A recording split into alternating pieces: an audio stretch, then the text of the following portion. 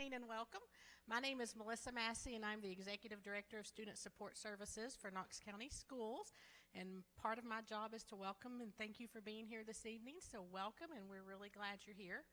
I realize that tonight we're going to have some conversation that might be a bit uncomfortable. None of us really wants to imagine that our child might be impacted by this issue. However, when we think about the magnitude of this problem in our area, in our state, and quite frankly in our nation, we know that we must take the message beyond just say no. I, as a school employee, want to make sure that all of our children, our entire school community, should they ever have an opportunity to to use drugs, that they are keenly aware of all of the consequences that can happen as a result of that decision.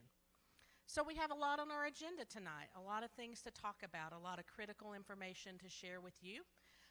And I want to make sure that we have plenty of time to answer any questions that you may have. So without any further delay, I will ask that you help me welcome our moderator for tonight. John Becker from WBIR is going to be taking us through the next step of tonight's presentation. So thank you, Mr. Becker.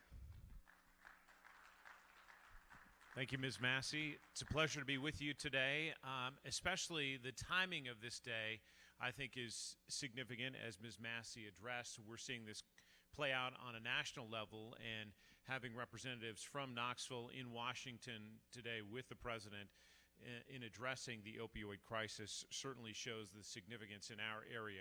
Just to give you a sense of the lineup tonight, you can see these chairs behind me. That's for the panel. But before we get to that panel discussion, and you're welcome to share any questions that you have with folks in the audience who will be there with pens and paper, who can run questions that you may have for some of the experts we have on the panel up to me. I'll certainly ask them throughout the evening. But before that, we're going to see a film that was produced by both the FBI and the DEA. It's called Chasing the Dragon, Life of an Opiate Addict. The full-length video is not what you'll see. You'll see a cut-down version of 30 minutes, but you can find the full-length video on YouTube. And there's certainly some parental guidance that we recommend you use before watching it with your children, but it is something that a lot of parents have watched with their children and taken many things away from, so we hope that you do indeed do that. In addition to that, after the film, we are going to hear a presentation by Neal Morgenstern from the Appalachia High-Intensity Drug Trafficking Areas Prevention and Education Group. He is an expert in these matters, and he will be, I think, a fascinating person for you to hear from about the intimacy that this problem has had in our community, certainly. Again, after his presentation, we'll move on to that question and answer session. And before I leave the stage and start the video, I just want to let you know the DEA, for you parents in attendance, does have some drug test kits. They're saliva kits that you can take home and use, or perhaps threaten to use, to your children if you're so inclined. But those do expire. There's an expiration date on them, and the DEA welcomes you to come to their table and take those test kits. They are free after the presentation. So without further ado, we'll watch a screening of Chasing the Dragon.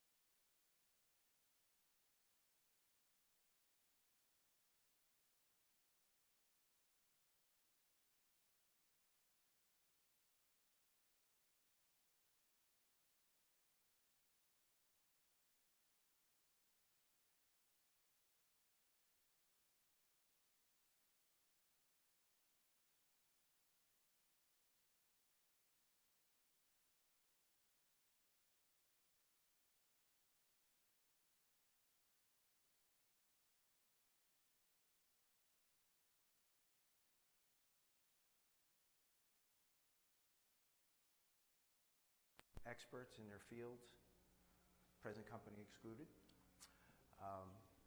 But to me, the folks in the video, they are the experts. Why? Because they walk the path. They've been there, they've done that, they've lived it. So I'm going to refer to them as I go along this evening. Let me introduce myself very briefly. My name is Neal Morgenstern, and I am the Drug Education and Prevention Coordinator for the Appalachia High-Intensity Drug Trafficking Areas. I know you probably don't know what that is. We are a federal grant program, and we fund drug task forces in certain areas of the country, Knox County being one of those areas. But before I took my current position, I spent 26 years as a special agent with the DEA. The last 10 years of my career, I was the agent in charge of the DEA offices in Knoxville and Johnson City. So I am extremely familiar with the drug trafficking trends and threats that face our community. Over the last year and a half or so, I've had the opportunity to show this video and speak to approximately 2,000 middle, high school, and college students in East Tennessee and Kentucky. We've now joined with Knox County Schools to bring the message to the community in the hopes that if we can get the same information to the students, the teachers, the parents, the community, we may be able to save some lives. You've probably heard the opiate crisis referred to in many, many different ways. It's been referred to as a crisis. It's been referred to as an epidemic. Last week, the Attorney General of the United States testified before Congress and said it is the worst drug epidemic in U.S. history. And just today, President Trump signed an order declaring it a national public health emergency. And the truth of the matter is, all of those descriptions are very, very appropriate, entirely appropriate. And I'm hoping within the next 20 minutes or so, I can illustrate to you why that is, and why the opiate epidemic is different than anything we've ever faced before. So, let's begin. First thing I'd like to do is put up a definition of what an opiate is. I think we all know from the video that we saw that it's prescription painkillers and heroin pretty much. That's a definition, it's as good as any, but there are a couple of things about opiates that are important to know. The first is there are two types. There are opiates that come from a natural source, which is the poppy plant, and that is grown primarily in Afghanistan, Mexico, Central America. The opiates that come from the poppy plant are heroin, morphine, and opium. There are also synthetic or man-made opiates, and those are the prescription pills that you commonly know. Oxycodone, roxicodone, hydrocodone, Percocet, Vicodin, Opana, on and on and on. But the most important thing to know about opiates is that they are central nervous system depressants. And what that means is they lower your heart rate and they lower your respiration rate or your ability to breathe. So, if you take too much, your heart can stop or you can stop breathing and you overdose. So, what does an overdose look like? That's what an overdose looks like. Now, I know that the temptation is to focus in the front, but I would ask you to focus in the back. Because there is a big misconception that drug abuse and drug use is a victimless crime. So what I'd like to do is tell you the story of the little guy in the back seat very quickly. He had been taken away from his parents because they were opiate abusers and opiate dealers. And at the time this photo was taken, his parents were incarcerated. They were in jail. That's right. So that begs the question, who are these folks? Those are his grandparents. So, the next time someone says to you, drug abuse, use is a victimless crime, mention to them the little guy in the back seat of the car because I think he qualifies as a victim. All right, what do we learn from our experts in the video about the similarities between heroin and prescription pills, right? We learned that both are opiates, both are highly addictive. They both do the same thing to your body. There is no difference. But let's see what they actually said about it. Katrina said, there's no difference in my mind between a heroin addict and a pill addict. We will both do anything to get it, both go through withdrawals, both have the symptoms, right? And Julia said, it's all the same. One is prescribed to you, one you go cop on the street. Kind of makes sense. If you want to go buy some heroin, you can't go to the CVS or the Walgreens. You have to go to the street to get it. But you probably also know this. You can get prescription pills out on the street as well. But here's what you may not know. And here's what the students that I've spoken to certainly don't know. And this may be the most important thing they need to know. Knox County has been flooded with counterfeit pills. So what do I mean by counterfeit pills? I'll ask that question in the classroom, and I'll usually get a hand come up, and they'll say, oh, fake pills that have nothing in them. And I tell them I wish that was the case. But it's not. Because if a drug dealer sold you pills that didn't have any drugs in them, you'd never go back and buy any more from them. And with them, it's all about making money, so they want you to come back. So what they do, and what they have figured out, is it is cheaper for them to make pills that look like prescription pills and put street drugs in them. So, if you buy a pill out on the street in Knox County, chances are you think you're buying a hydrocodone and you're actually buying a pill that has heroin in it. Or heroin mixed with cocaine, or heroin mixed with methamphetamine. Or worst case scenario, fentanyl. Now, I don't know if any of you have heard of fentanyl, but fentanyl is a synthetic opiate that killed the pop star Prince recently. And it is 30 to 50 times more powerful than heroin. So why? Why would they do this? Well, again, it's all about the money. The heroin is cheaper than the prescription pills, and the fentanyl is cheaper than the heroin. And it's more powerful. They can cut it up more and make more money. But I've always been a visual learner, so let's take a look. On the left, you will see a vial of heroin. There's about 30 milligrams of heroin in that vial. The reason for that is, if it's not cut with something else that can kill you, 30 milligrams of heroin is the dose that will kill the average human being. Doesn't look like very much, does it? Well, on the right, we have a vial of fentanyl. And that's the equivalent dose of fentanyl that will kill the average human being. So what we have to hope is that the drug dealers who are making the pills or stuff in the bags that they're selling as heroin, but they're really fentanyl, we have to hope that they know not to put more than that much fentanyl into the pill or the bag of heroin, because if they do, it will kill you. To give it some scale, there's a penny. 2 to 3 milligrams of fentanyl next to the penny, and that's it. You have any more than that, it's going to kill you. This is a pill press. This is a pill press that was seized by the DEA. This pill press was capable of producing 200 pills a minute. It was capable of producing 12,000 pills an hour.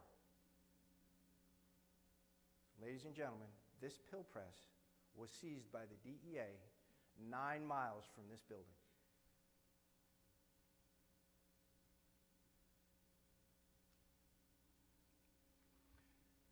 Okay, what did we learn? What did the opiate-addicted individuals in the video have in common before they became addicted? Okay, what we heard from them was that most of them came from good homes and led quote-unquote normal lives. Okay, so I really want to stress to the students that, hey, look, before they became drug addicts, the people in the video were just like you, they were just like me. We had cheerleaders, we had Eagle Scouts, we had corporate account executives. Okay? But did you catch another commonality? They all started their drug use with marijuana, right? So we are obviously here this evening to talk about opiates, and that's what we are certainly going to stress and spend most of our time on, but I feel obligated to talk about marijuana for a minute or two because I know there's a lot of confusion out there relative to marijuana, and I know the students are confused as well, with good reason. So, here's what I tell them. A couple of facts. Number one, marijuana remains illegal federally. It has been studied by the U.S. government for decades, and they have determined that smokable marijuana is not medication. So, if you are trafficking in large amounts of marijuana, the DEA and the FBI may come pay you a visit. Fact. Number two, we've all probably heard the term gateway drug. What does that mean? That means it is a drug that when used leads to the usage of other drugs. There's a big debate out there right now on whether or not tobacco, alcohol, marijuana, are they gateway drugs? I'll let you decide for yourselves. Let's just look at this. We had the vast majority of people who wound up shooting heroin into their veins in the video tell you they started their drug use with marijuana. I also kind of like to keep it local, okay? I'm sure you've all heard of Knox Area Rescue Ministries, CARM. It's a big homeless shelter in downtown Knoxville, right? Bert Rosen is the president of CARM. And Bert Rosen has said that there are many, many, many people in his homeless shelter who are there because they had drug abuse issues, drug problems. And he also says that out of those folks, 90 to 95% started their drug use with marijuana. So, he will tell you that he has a shelter full of people who started their drug use with marijuana. You decide whether or not you think it's a gateway drug. Newsweek did an investigative report on the effects of the legalization of marijuana in Colorado. So Newsweek is certainly not a law enforcement entity. There's independent media organization, and this is what they found. First, they found that there has been a huge increase in drug-driving fatal crashes. So, not only do we have people drinking and driving, now we have people getting high on marijuana, driving, so fatal crashes are way up. There's been a big spike in gang activity in Colorado. Well, wait a minute. Didn't they tell us if we legalize drugs, the drug dealers are out of business? Wasn't that one of the reasons they gave for legalizing? Well, here's what I'll tell you about that. The black market, when I say black market, I mean the drug dealers are always going to find a way. So what have they done? The gangs have moved into Colorado. They're buying the marijuana up from other sources, from Mexico, and they're selling it cheaper than the state of Colorado. They're in business. Business is booming. School suspensions in Colorado are up 32%. The homeless population has increased. People are coming from all over the United States and all over the world, for that matter, to come to Colorado because they can buy marijuana legally. 57% increase in marijuana-related ER visits. Marijuana hospitalizations up 82%. That's Newsweek. So I'll leave you with that. All right, let's jump back to the opiates because that's why we're here, right? What did we learn about how fast someone can become addicted? Well, all of the interviewees described becoming addicted very quickly. But there was one in particular, if you remember, Katrina. Katrina went home, had her glass of wine, and took 2 oxycodones. Remember what she said? She said, I feel I became addicted that day. So, when I started, I said, I wanted to show you and differentiate why the opiates are different than other drugs. And here's where we're going to start to see it, okay? She said she felt like she became addicted that day, first time.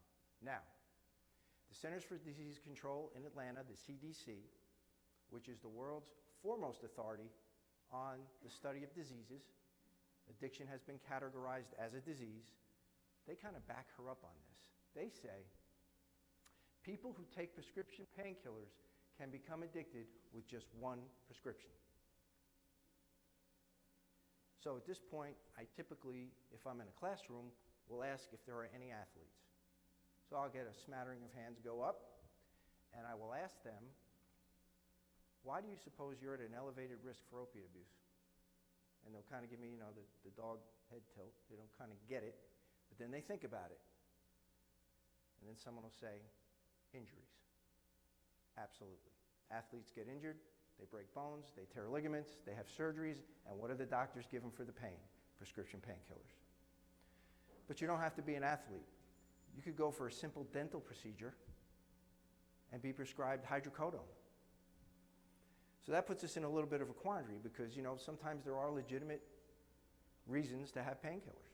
So what do you do? So this is what I tell the students, and this is what I suggest. I tell them, if you are prescribed painkillers by a legitimate doctor for a legitimate reason, take them. But take them as prescribed.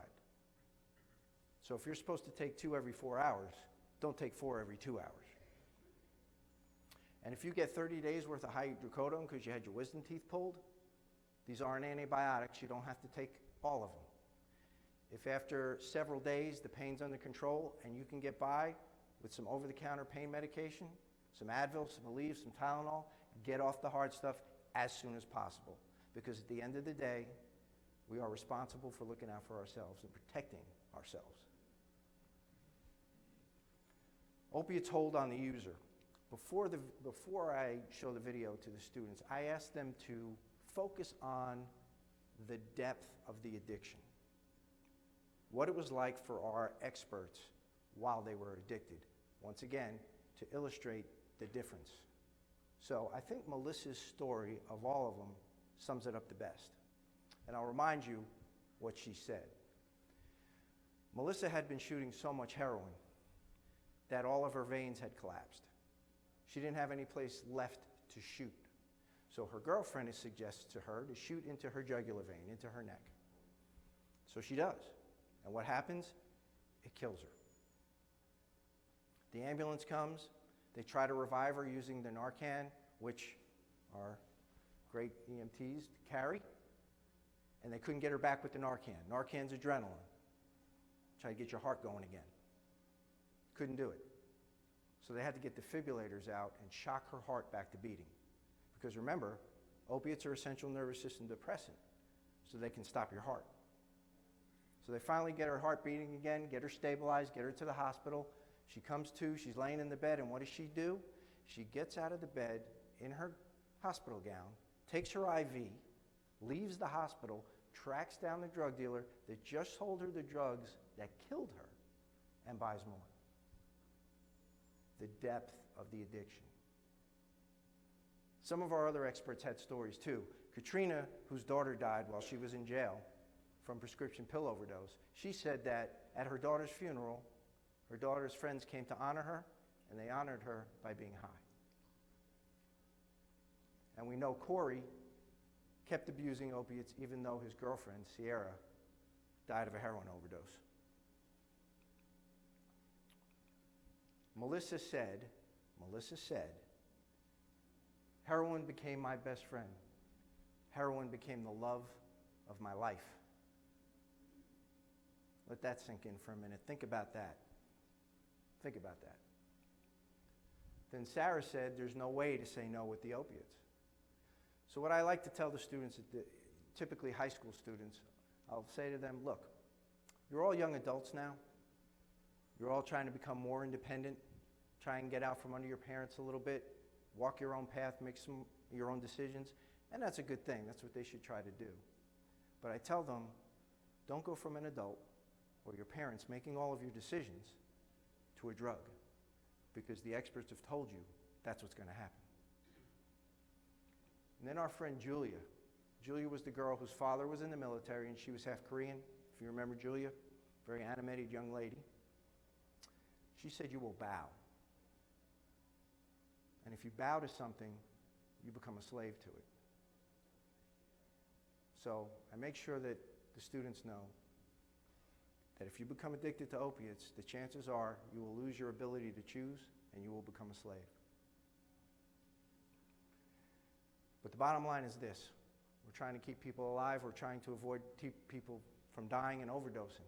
But every one of our experts in the video had a death story, didn't they? They all knew someone or they died themselves. If you remember Trish's daughter died while Trish was cooking dinner, died in her bedroom.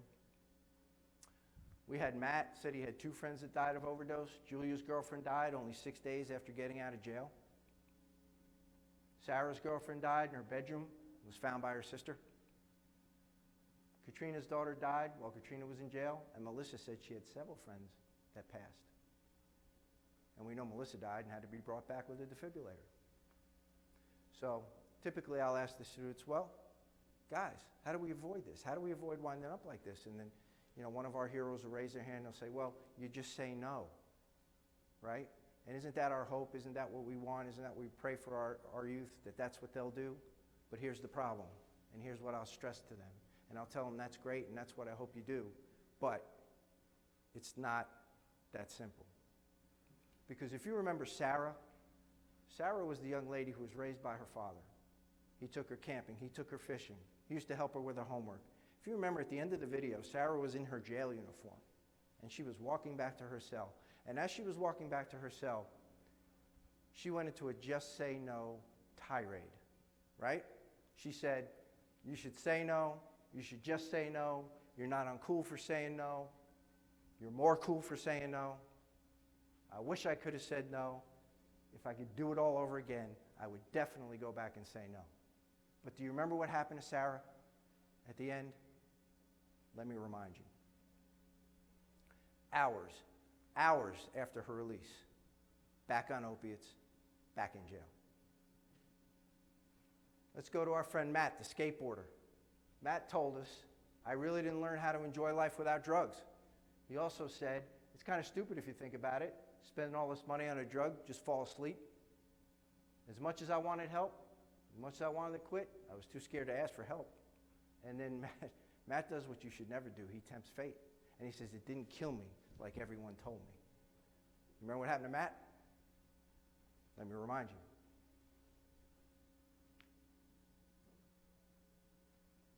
Found dead, once again brought back with a defibrillator. Julia, our friend Julia. If you want to fail the rest of your life, be in and out of jail, lose everything that matters to you, go ahead, get high. Every good part of my life, I wasn't getting high. I've been there, done that, wouldn't recommend it. Remember what happened to Julia?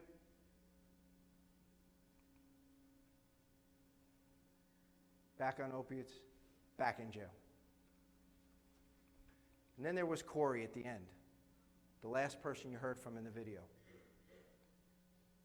Now, Corey kind of did things in reverse. Corey knew he was going to help with the filming in this video.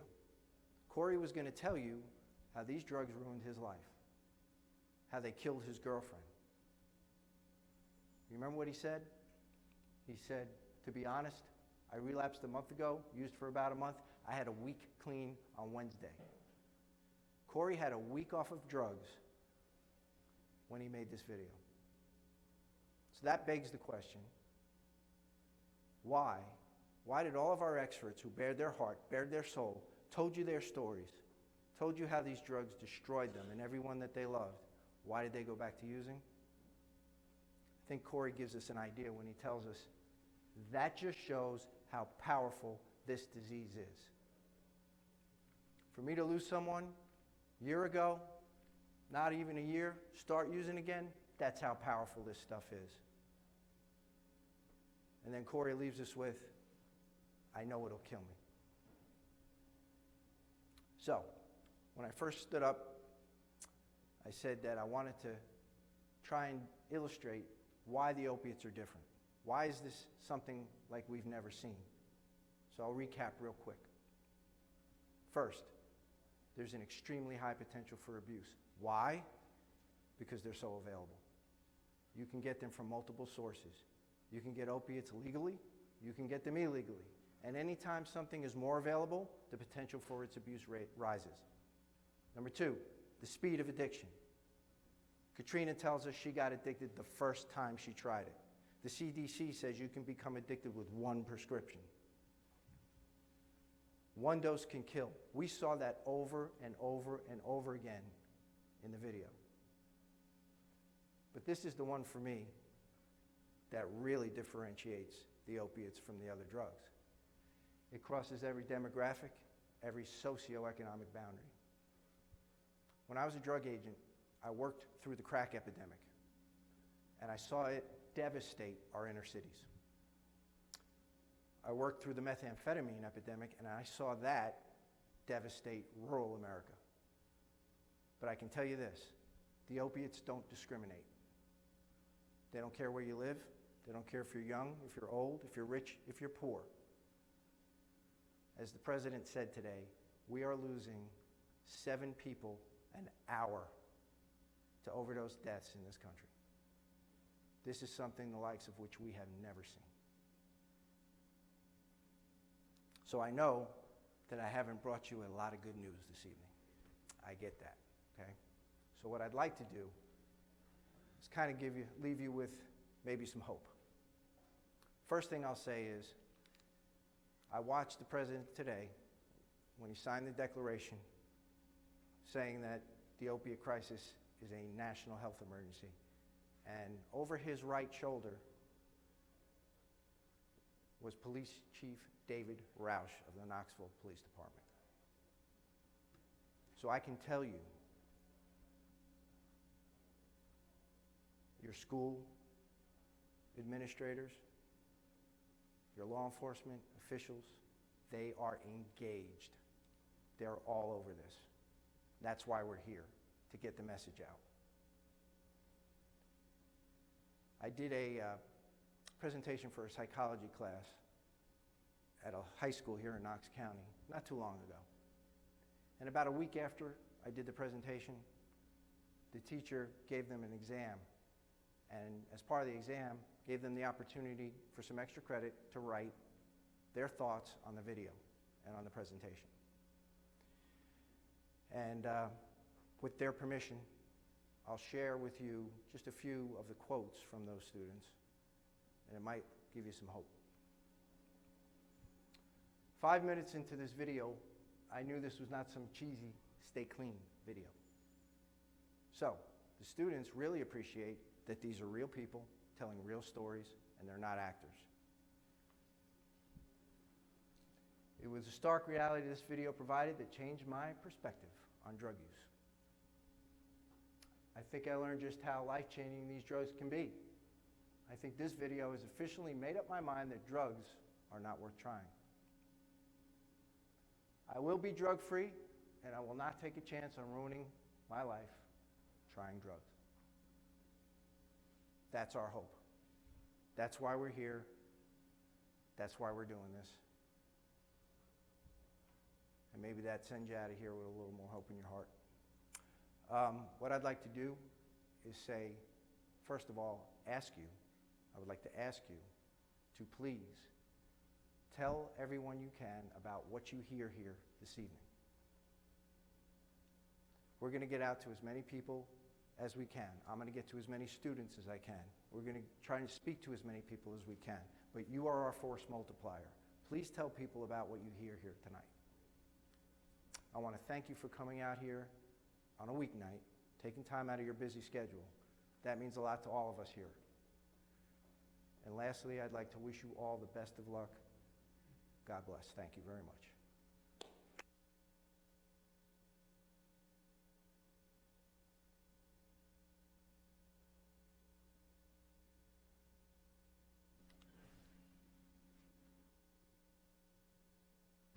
Appreciate it.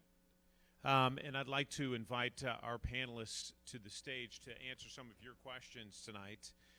Please join me in welcoming Captain Ben Evans. He's with Rural Metro Fire. Also, Chief Lee Trammell with Knox County Sheriff's Office. Dr. Martha Buchanan with the Knox County Health Department. Michael Reynolds, who's a principal at Central High School. And Brittany Hong, who's with Cornerstone of Recovery. She's the Regional Outreach Manager. They're all joining us on stage tonight to take your questions.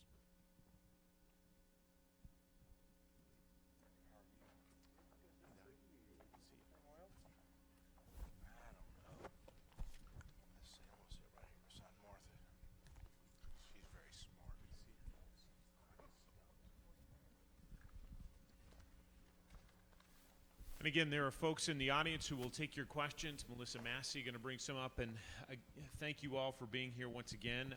This is the fourth in a series of panels, and we are honored to be partnering with Knox County Schools with Channel 10 to help put these on.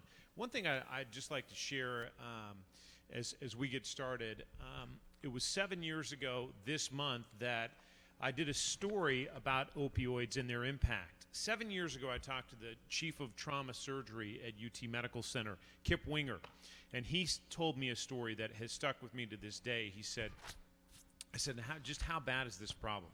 He too, like Mr. Morgenstern said, I worked in Philadelphia. I worked the crack years in Philly. I have seen the impact of the meth epidemic, but I've never seen anything like this. And he said the story that he thinks really illustrates the problem among our population is he had a friend who called him who was from a wealthy suburb here in Knox County. And his friend said, listen, I've got a son who has been addicted to opioids and I need to get him into a treatment center. Do you know any good treatment centers? And Dr. Wingers said, well, I would recommend this treatment center for him.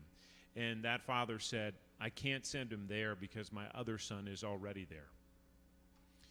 And that was 7 years ago. So, Dr. Buchanan, we heard the president say this morning that this is a national health emergency this afternoon. Where would you put that in terms of Knox County? I think we're right there with the rest of the nation. Unfortunately, those of you who've heard me speak about this, I say this is the epidemic of my career, and I hope it is. I hope I don't have another epidemic like this. But we have an epidemic of opiate abuse and misuse in our country and in Knox County. And in Knox County, people are dying at a higher rate than they are in other parts of the state and even other parts of the country. And we have to solve that problem. The President's declaration today is a great thing to bring attention. Law enforcement's doing a lot of work. Treatment centers are doing a lot of work. The schools are doing a lot of work, but really is going to be a community solution. And that's why we're doing these forums. And Chief, I just wanted to turn to you as well. Neal said keep it local. Let's keep it local. How many people today are in the Knox County Jail, and how many of them are there because they have committed crimes due to the result of their use with drugs? Probably 1,312 people in the jail today, and probably 1,312 people.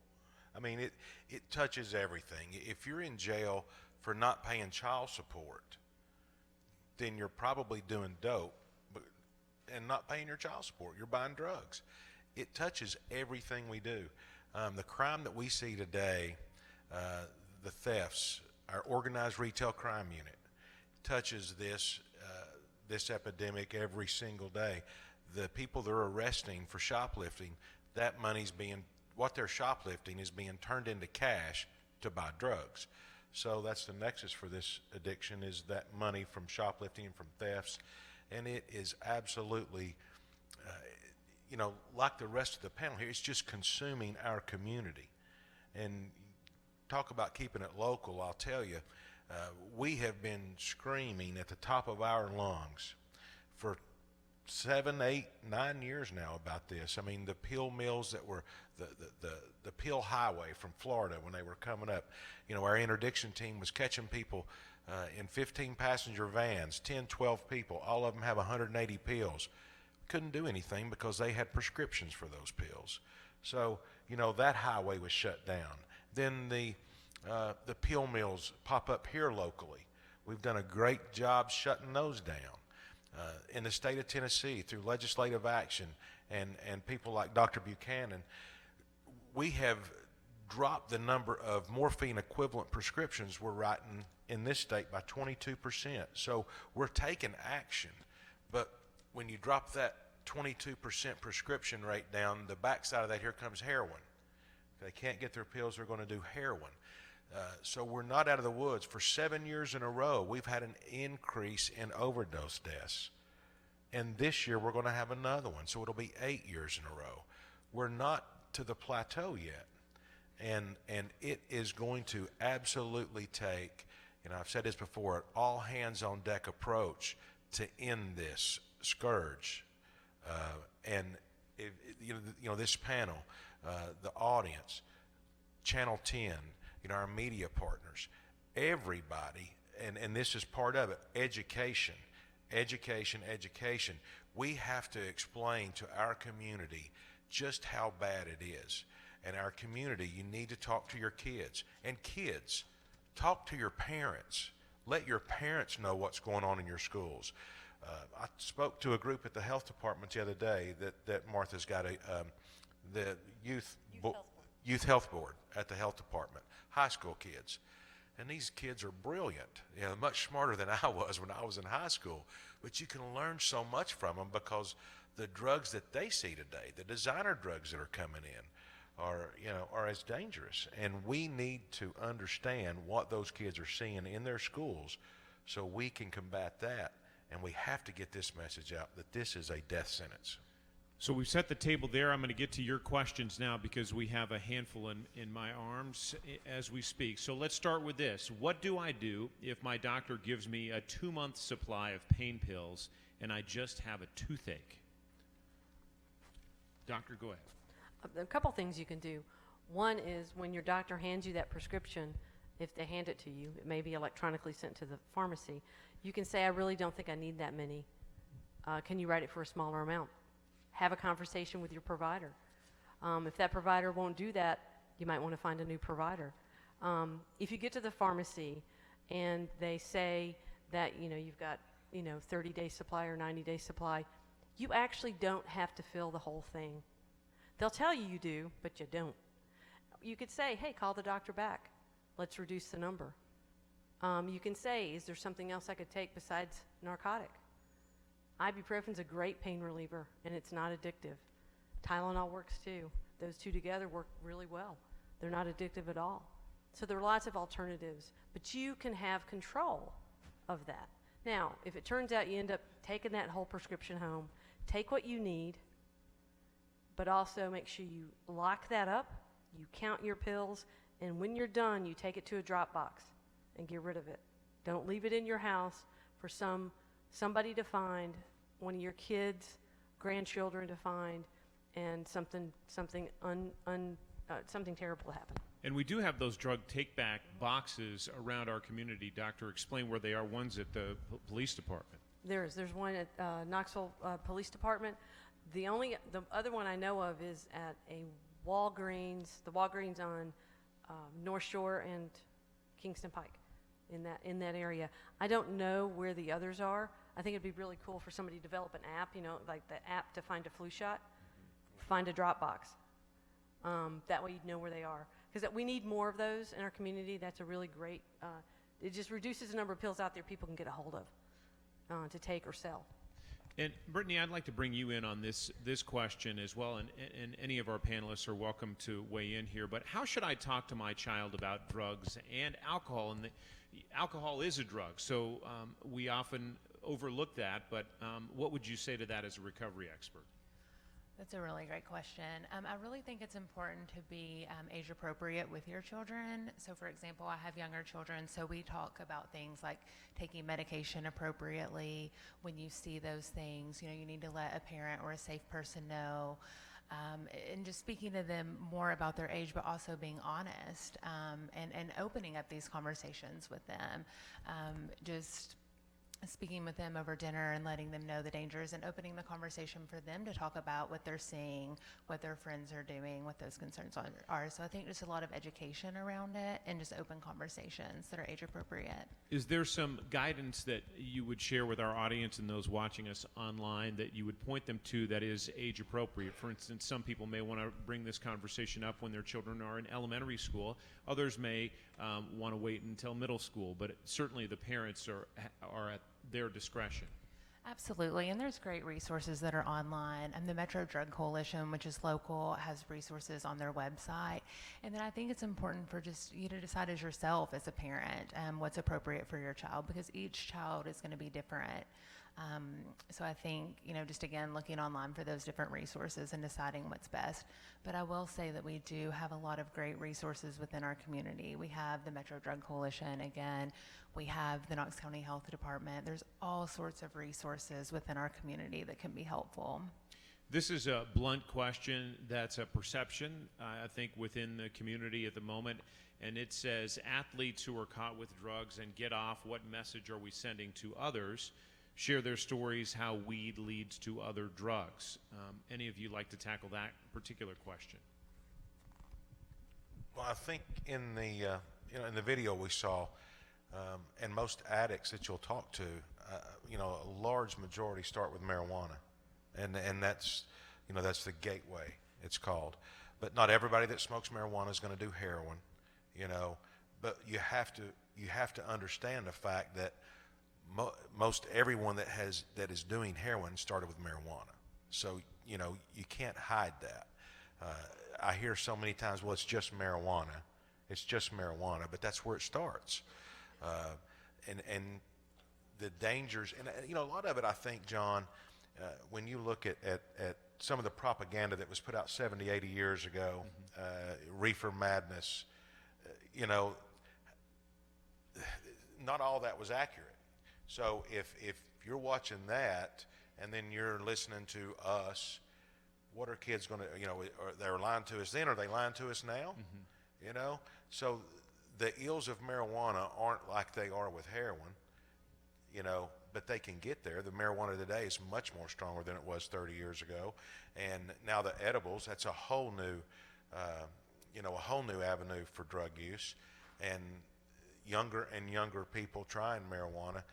So it does lead to this. It does. If I may, I think we're sending a really bad message when we don't hold people in authority and people who are public figures accountable for what they do. That's pretty simple. But I think I also want to really drive home the message that marijuana is not an innocent drug. When you look at Colorado, there's been a study done in Colorado that shows drug-related crimes, automobile accidents related to being stoned on marijuana, and other things have gone up greatly since they legalized marijuana in that state and in other states. So it's not harmless. It leads to crime. It leads to other things that other drugs lead to. So it's not a harmless drug.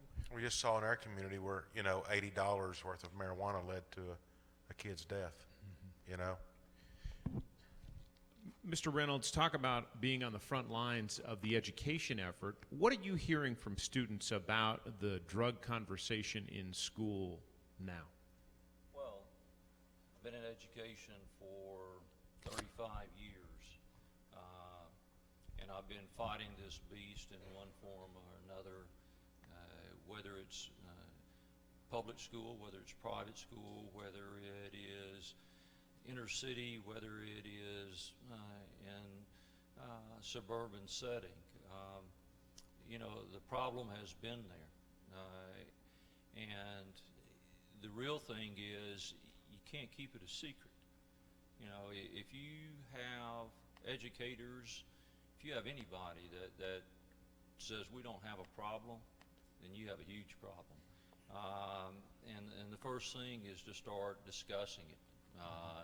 And getting out, and the kids are sometimes brutally honest, and so that's what you want to do.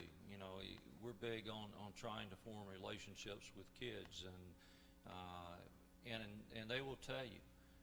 I can't tell you across the course of my career how many students I've come across that have been impacted, or their family situation, or there are no parents that are present, or there are parents that are present that have done everything right.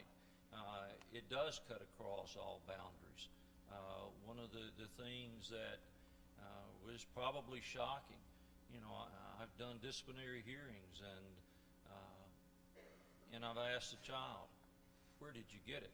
And the parents have asked them. And they turned around and they said, from you. You didn't lock it up. Whether it's alcohol, whether it's pills, we wouldn't leave a gun laying around. And don't think it's just high school. It reaches down into your middle schools too. And if it's there, it's tempting. Put it away. Put it up. I see more problems probably with prescription drugs, but we need to be aware that it's there. And admit, as it is an epidemic, not only in this county, but in this state, in this country. I travel to Colorado because my son is there now. I couldn't believe that they took the red cross and now it's a green cross where they sell marijuana. You go at a gas station and it says gas and grass. And I'm thinking, I hope that never gets to Knoxville. I hope it never gets to our kids. But it's coming. And you better either be speaking up now or you better get ready to bury some people. Captain, I'd like to bring you into the conversation as well. We have a question from the audience that says, why does Narcan work sometimes and not others? Again, this is that adrenaline pump that often addicts are given who have overdosed. It's a great question. So what Narcan does is it finds those receptors that the opiates have bonded to, and it has a higher affinity to those receptors than the opiate. And so that's good. And Narcan doesn't really do anything to you except that it bonds to those receptors, and it disallows, so to speak, the opiate from continuing to affect your body. The problem is, to pinpoint when it started, it would be difficult, but certainly over the last 12 months, we've noticed that the routine opiate that's being purchased or self-administered is stronger. It's being cut or added to with other things, namely fentanyl. And so where normally, I don't mind sharing, the protocol is to give increment doses of Narcan or naloxone, and we titrate to effect only until the patient can begin to start breathing again. Mind you, these are dead people who have taken their own lives, and so we find that, and you know what, there's a viability here. We're going to do the best we can. We open our equipment. We deploy all the medical interventions that we need to do. We finally get to the one that's life-saving, and we give it incrementally as we are trained. And there's no response. Well, go get another one out. We'll go through 1 vial, 2 vials, 3 vials, and no response because of the extremely potent, the extreme potential of the dose that they had self-administered. I remember one night there was a night where there was a shortage amongst all the fire and EMS crews because there had been so many calls for overdoses that night that we were having to resupply ourselves from the hospitals just so we could make the next time the bell rang. There was another thing I wanted to add that I noticed in the video. Went back talking to your kids, and I was thinking about older adolescents. It's 2 parts. It's trusting them and being trustworthy. First of all, trust them to speak plainly. Speak plainly to them like young adults. Plain talk is easily understood. I think that's so very important because to paint the picture to your children that this is no different. This is no different. That chambering around in a 6-shooter revolver, spinning the dial and closing it, putting the muzzle to your head and pulling the trigger, hoping it doesn't go off. This is no different than Russian roulette. I think we noticed a theme throughout the video, and that is that they said the easiest decision I think they ever would have been able to make is not taking the first one because it was so tough to not take every subsequent dose. So it's just say no on steroids, right? But Katrina said respect the pill, respect it. We respect firearms. Respect the pill. Don't take the first one. And the other thing I wanted to, so then being trustworthy. Trust your adolescents to speak plainly to them. And then being trustworthy. Be trustworthy that when your kids come to you and say, I have this thought, I have this problem, that you can address that with love and affection and mentoring, because that's what they're going to need the very most. You certainly don't want to be untrustworthy and to take it out of their hide, so to speak. They must be led and mentored and coached. The final thing I noticed in this video, not final thing, there's many things, but we talked about how do you deal with this with your children, and one of them said, I never learned how to enjoy life without this. So as you're raising your children, teach them how to enjoy all the wonderful things that this life has to offer. And besides this awful thing that is so dangerous. enjoy life with your children young and teach them to enjoy life. Thank you, Captain. I'm going to run through some of the questions that you have graciously given us. Brittany, I think this is directed at you, and Dr. Buchanan, please weigh in. I know people who are addicted to opiates right now. Where can I refer them for help in Knox County? We have a lot of great treatment options in our area, specifically in East Tennessee. So we have treatment right outside of Knoxville, Sevierville. We have wonderful treatment options, within a few hundred miles that are all great options. We also have some options here. And I think it's important to note that there are treatment opportunities for everyone. So if you have, no resources, no insurance, underinsured, or even some resources to be able to pay, there are options. It can certainly be discouraging. There's definitely limited opportunity for that right now. Those wait lists are long. The wait list can certainly be long. We do have something in our area called the Tennessee Red Line that you can call and get different resources. You're welcome to. There's plenty of resources out here. I'm happy to talk with you after and just help to figure out what treatment opportunities are best. And that's actually another role for the Metro Drug Coalition, is to help people get connected to the treatment that's right for them based on all of those different factors that determine where you're able to get treatment. So that's another option as well, to call them and they'll help you navigate the system. Yes, there's a lifeline coordinator at the Metro Drug Coalition, and that is one of the things that he does, is help people find recovery resources within their community. Also, this question, as a middle school mother, should we not be discussing this at a much younger age group of students than high schoolers? Again, this video is going to be seen by a lot of high school students, but that's a very valid question. What do each of you think about that? Yes or no, and then we'll talk about the discussion. But Dr. Buchanan, would you advise people to talk about this earlier than high school? I think yes. The short answer is yes. It has to be age appropriate, and you have to use the right tools to do that. And my expertise is not in education, so what are the age appropriate tools? What's the age appropriate way to talk to kids in middle school about this problem? I think that's a great question, something that we as a community, I know Knox County Schools is committed to considering, what does that look like? So I think I would say yes. Chief? Absolutely. Absolutely. I'm pushing that with the Metro Drug Coalition Youth Board I'm on, trying to get it into middle schools, to get that discussion into middle schools. I think the earlier we can start, the better we are. Brittany, your perspective on that? I would absolutely agree. I think younger would definitely be beneficial. We admit people into treatment every day who started use as early as 7 years old. 7. Principal Reynolds? Our society and this generation is this right here. Their iPad and their iPhone. And we forgot how valuable having a conversation. And our kids crave it. They beg to have a conversation. And so we need to start talking to them, and middle school is not too young. Most of the kids that use in high school, they started in middle school. And it would be shocking for them to tell you how early they started. But to start having those conversations and ask them.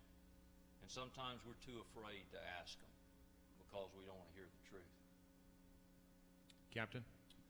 So there's a lot of things when you're raising children that you should be discussing in modern teaching them how to be responsible with lots of things. So even with as life happens and you have opportunities where you have to have the medicine for the wisdom teeth, or there's an injury, seize all those opportunities to teach them how to take the prescription drugs responsibly and what to do with them, and then have informed discussions. And also, so yes, my answer is yes. And if you can lay the groundwork for how to be responsible in lots of areas of life and how to obey the law, I think that will lend itself nicely to building on that as they go into older adolescence.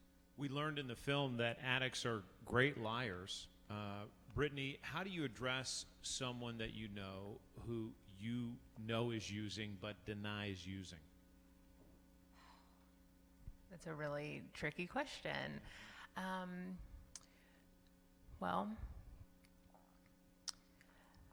I think the best way that I could answer that is probably letting them know that you love and are concerned about them and that you're willing to help them. You're willing to help them find resources. Aside from treatment, there are faith-based recovery groups in our area. There's 12-step meetings. There's a lot of different opportunities for support. So I would just let them know that you're there and available and, you know, willing to help them when they're ready. This is sort of a simple definition question, but what is a designer drug? Go ahead. Well, designer drugs are synthetic manufactured drugs that, like Molly, or that have no medical, that have no medical use, that are made to get you high. Bath salts that you see, the ecstasy, things like that. Does that help, John? I think it does. Doctor, would you add anything to that? No, like you said, they have no medical use. Principal Reynolds, you can jump into this one. Where do Knox County staff or any adult get help for young children 5 to 15 that tell us their parents are doing drugs? Well, it starts at the school with the administrators, with the counselors, with the teachers. When they come to us, we have made referrals to DCS. It's critical that you step in and that you listen to that child. Missy Massey with Student Services. They have all kinds of resources there that we can reach out to, but we've got a lot of resources at our hands that we can try to intervene and protect the child, because that's what, as an educator, that's what we're going to step in and do. One of our audience members had a question about relapsing, and they added, is this too harsh? So take this question with that from our questioner, who said, I'm not sure I really want to say this, but it is a blunt question. And they say, can the addict truly be saved? Does drug treatment simply delay death? Are we saving addicts' lives, counseling more deaths? Can we be held as examples and focus on prevention? What would you say, Brittany? Because you clearly have worked with people who have walked in those shoes. Well, I'm here to tell you that the addict's life can be saved. I've been clean and sober for 4 years, and I see it every day. We see it every day. I think a lot of times we hear in the news and with everything that's going on, the bad side of it, but, I'm privileged to get to see the good side of it, and the people who do find recovery, the people who do go back to being functioning citizens, mothers, fathers, workers. So, definitely the addict's life can be saved. 100%. I see it every single day. Real quickly, one of the things about addiction is we look at it as something different than the chronic disease that it is. And nobody would ask that question about a diabetic who keeps having trouble managing their diabetes and is in and out of the hospital because of it. And maybe has even come close to death because of it, because they just can't manage it. You would never ask that question. Is it worth treating them anymore? Let's stop giving them their insulin. So I think it's important to point out, we need to look at this as the chronic disease it is. And like other chronic diseases, there are relapses. That's part of the evolution that we've come to in law enforcement, understanding this addiction and this scourge that we're under. It wasn't long ago where you would, you just put them in jail, lock them up, throw away the key, stop doing that. If you're doing drugs, just stop it. Well, we know now it's not that simple. Many of these folks, they can't. And they are, they're ill. They're sick. This is a disease. You can't incarcerate your way out of it. You can't build enough jails, prisons. You know, if we've learned anything in the last 40 years, we've had to learn that. You know, we have more people in prison than any other country in the world. So it does not work. We see in our drug courts today, with the penitentiary hanging over your head, if you come to drug court and test dirty, you're going to penitentiary. They'll come to drug court and test dirty. You know, who in their right mind would do that? You know, so they're not in their right mind. Dr. Buchanan, you can probably add some perspective on this, but Dr. Stephen Lloyd, who heads the rehabilitation effort on a state level, was an addict himself. He was a practicing physician and got addicted to painkillers. And I think I recall him saying to us that he took as many as 75 pills in a day. And he was asked, well, if you took that many today, now that he's been clean and sober, what would happen? And he said, I'd be dead. So the movie touched on it a little bit, but can you talk a little bit more about sort of the science behind what happens when you take these pills? There's this dulling effect, but it's something that needs more and more to continue happening. Exactly. So a couple of things happen. One is that our bodies become tolerant. It happens with other medications too. It happens with treating hypertension. The antihypertensive medication becomes less effective, so you have to adjust the dose. So that's what addicts do. They keep adjusting the dose to try to get high or feel normal. You heard them say that in the film. Just to feel normal, I had to take a bunch of pills. And to stop withdrawal. Withdrawal is miserable. It feels like the flu. It's just miserable. You're shaky, diarrhea, stuff like that. And so just to stop that, just to feel normal, you have to take more and more and more because your body adjusts to it. So there's a tolerance that builds up. So then when you get clean, say you go to jail and you don't get to take drugs anymore, and you've been there for a little while and you go back out and go back to taking what you took before, you're going to die because your system's not used to it. You have to build that tolerance back up. And so that's what happens to a lot of folks that die shortly after leaving jail or treatment because they go back out, celebrate their recovery with a party, and overdose, which is just tragic. Captain? Yes, sir. So in addition, there's even if there's a lapse between when you're able to quit and then relapsing, even just during the course of using, there's a toll it takes on the body beyond that, the effect that you feel as part of the overdose. Your vessels deteriorate. It's tough on your heart and can lead to endocarditis. There's gastrointestinal problems that can happen. So there's a chronic use issue as well as taking that first dose after a period of being clean. Thank you for adding that. From our Facebook viewer who says they don't understand the statement about more drugs being given than people. Granger County has more opioid prescriptions than it does residents. How does that happen?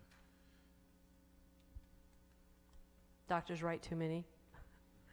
And I can say that, I'm a doctor. I don't write prescriptions anymore. Are we learning, though? I can write prescriptions, but I don't write them very often. We are learning. We've reduced the number of pills that are out there on the streets by prescription.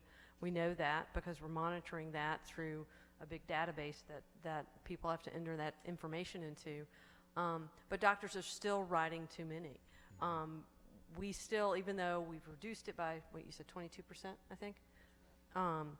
We're still way above everybody else in the country except for Kentucky. Yeah.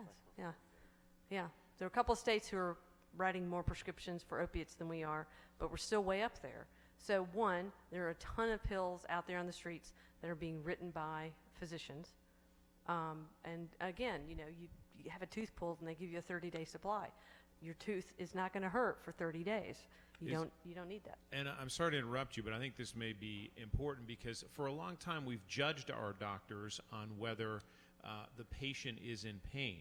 And if the patient is in pain, I must have a bad doctor. Is that sort of partly how some of this got started, Doctor? It certainly is part of some of what contributed to where we are now. We didn't get here overnight.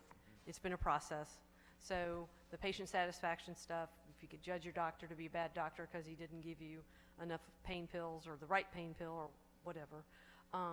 Plus, I think the other thing that happened, Big Pharma was very heavily involved. I was actually in practice when oxycodone hit the market, so I was still seeing patients. And I can remember the oxycodone rep. She came to my office a lot. She was really friendly.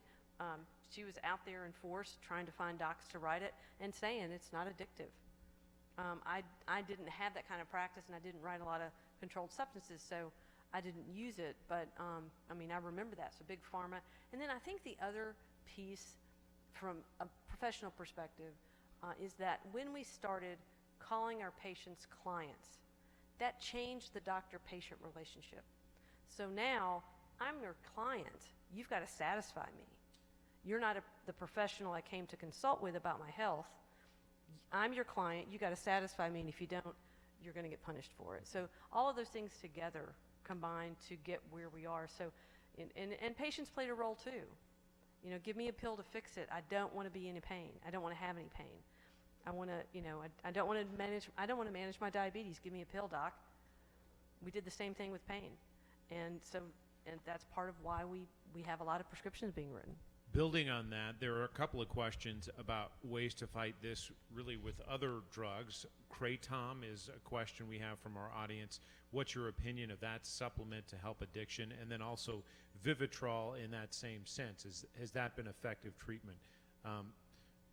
Any of you are welcome to weigh in there. We have a Vivitrol program in the Knox County Jail that the Attorney General's office and Knox County Sheriff's office applied for a grant and received 360 doses of Vivitrol, and we're going to use 30 inmates post-conviction that will be given a Vivitrol shot once a month for 12 months.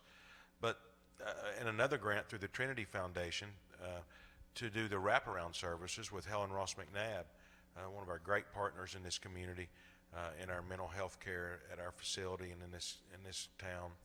But hopefully we'll be able to see some results from that. It started in February, and we're going to be able to choose 30 patients, 10 at a time, start slow, and then give them the wraparound services and to meet some of the psychological needs they may have. And you know, we're keeping our fingers crossed. But I'll tell you, the hardest thing we're finding is you know, once you're in jail, by the time this addiction, you know, has a hold of your soul, and you get to jail, you know, most of the time the loved ones around you, they're fed up with you.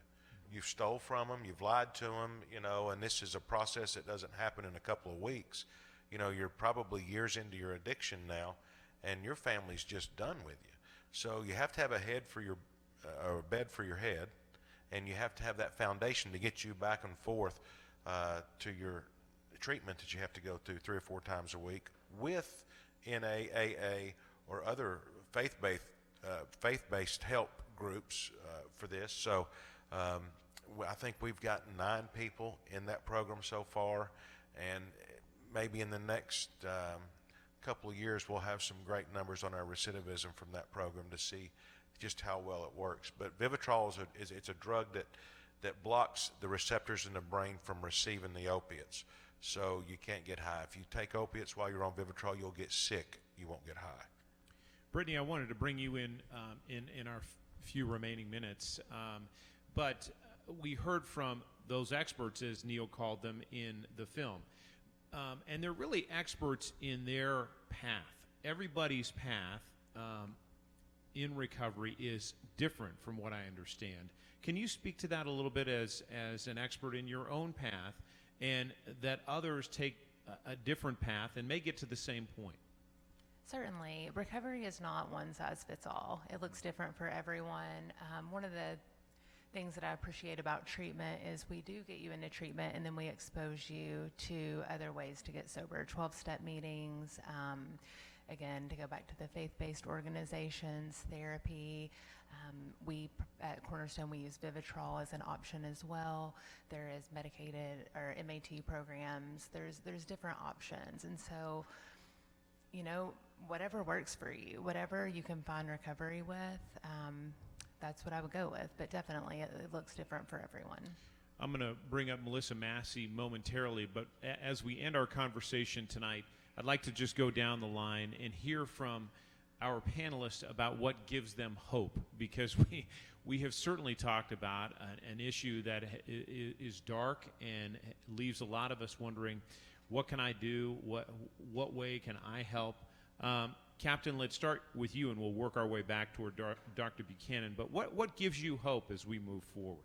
Brilliant. So, as I was driving to this panel yesterday evening, I was wondering, what's the angle? What part of this multifaceted problem are we trying to fix tonight? And I asked that question, and then we sat through the panel yesterday evening, and I talked to the Attorney General, and it became vividly clear that everybody is interested in fixing this problem. That is the most hopeful thing I can say, is that it's on so many people's radar, and everybody is so interested in solving this problem. From my perspective, you must understand the window for intervention is so narrow. From the time that the incident occurs to the time that we have an opportunity to intervene and make a difference is so narrow. And so we do our very best to respond to the problem. That is my job. And to try and inspire people not to engage. But there's so many people with the recovery and the prevention and tackling the suppliers. I don't know if this will come up, but the class action lawsuit that they're working on against one of the big pharma companies, that also lends some hope. Maybe when you can tackle that. Yeah. Principal? The fact that there's hope. As long as people are talking about it and having this discussion, and as long as people are willing to come together, you look out in the audience, and I wish that there wasn't a seat in the House. We need to get more people talking about it. We can educate, but if we're truly going to have a shot with our kids, then we have to have more effort put into this. Brittany?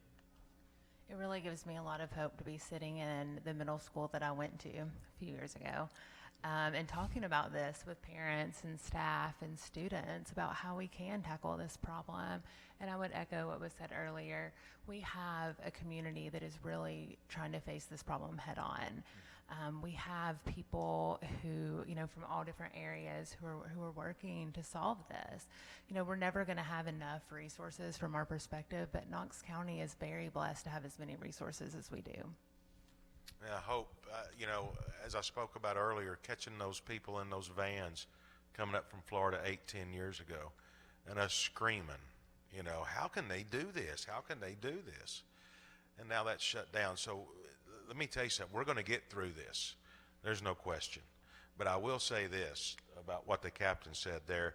There's a lawsuit now that our Attorney General has joined in on to sue Big Pharma, Purdue Pharma, and some others for unleashing this epidemic on our community. And I'll tell you that I believe that Purdue Pharma and these manufacturers and these drug pushers have done more damage on our country than El Chapo Guzman, the Sinaloa cartel, any of those. Pablo Escobar, nothing compared to these folks that have pushed this on our community. And I think at the end of the day, it'll be just like big tobacco.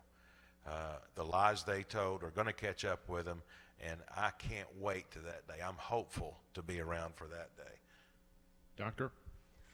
I echo what's been said. It gives me hope to see folks come out on a weekday night to show their concern. It gives me hope that we have this breadth of disciplines up here working together to address this problem for our community. And I could go to a meeting with all kinds of different people probably every day to talk about how are we going to address this. And we are taking it on. I think it's going to take more resources. I think that's going to be an important piece of it. But it gives me hope to be having these conversations and to be bringing the community into these conversations, because the community is a really important part of the solution. Please join me in thanking our panel tonight.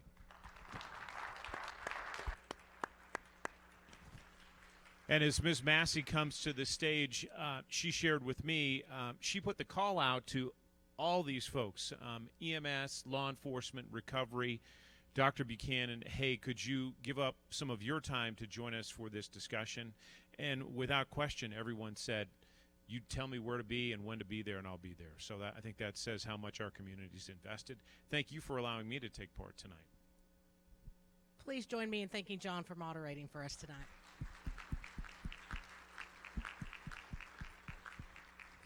So there's a couple of other people I would like to acknowledge. Number one, Knox County Council PTA has been a really instrumental partner in joining with us as we have been working with all of the different groups that have been involved. Metropolitan Drug Commission. If you check out our poster, you will see how many community resources have joined together to have this conversation. And I want to acknowledge our superintendent, Bob Thomas, who's back in the back of the room, who when I came to him and said, I'd like to do this, he has supported 100%, and if that had not happened, we would not be here this evening. So thank you, Mr. Thomas. Thank you, thank you. I also want to acknowledge that our school board chair, Ms. Patty Bounds, and your representative for this area is here getting information so she can continue to have those conversations, and has also been a great support to us. Thank you, Ms. Bounds.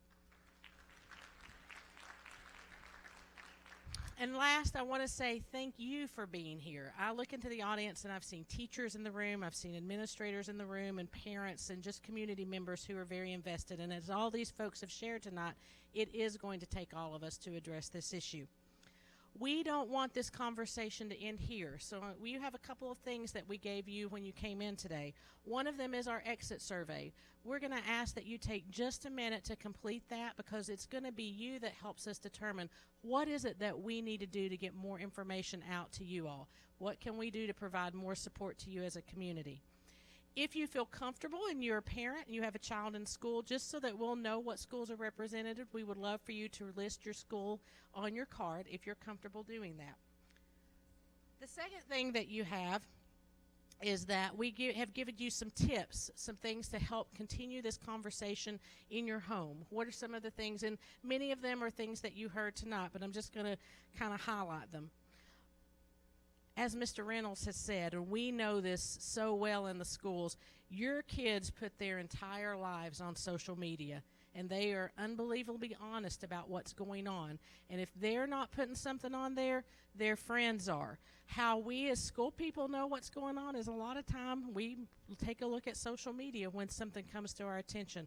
So please, please, please be sure that you're monitoring social media. Emphasizing the importance of building relationships with the parents or the guardians of your children's friends, so that if there comes a time where you're going to have to ask an uncomfortable question, that's not your first phone call to that parent. You know each other. It really does take a village, and we all need to be working together and be able to have that open dialogue. I heard several people tonight talk about keeping prescription pills locked up, making sure that it's just not accessible to our children. And then finally, reaching out to our state legislators. We have had several who have attended some of our previous session. Eddie Smith was at Fulton last night. He's just gotten some funding. I think it was mentioned for our possibility of Recovery High School. So there's a lot that our state legislators can do, and they need to hear from us that that's a priority for our community. Hopefully tonight has been helpful to you, and you've been able to get some information that you can take back and share with others. Again, we really appreciate you being here and just want to wish you a safe trip home and say good night. Thanks.